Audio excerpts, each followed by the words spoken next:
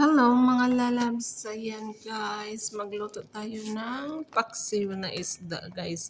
Kapag OFW ka guys, ang saya na guys kapag ganito magiging ulam mo guys. Ayan, nagpabili ako kay amo ng isda guys. Hindi siya kumakain ng ganyan na isda kaya para sa akin lang yan.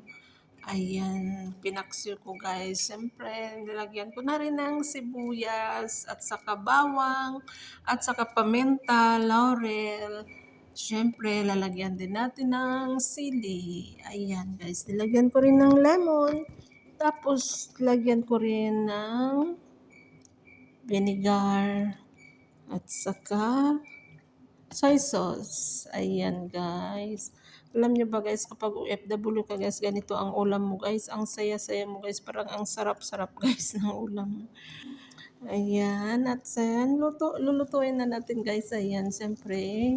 Lagyan natin ng sili para may kaunting anghang guys. Ayan guys, super bango na siya guys. Ayan, ang sarap-sarap.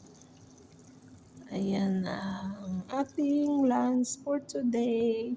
Thanks for watching mga lalabs and follow for more and subscribe my YouTube channel. Thank you. Bye.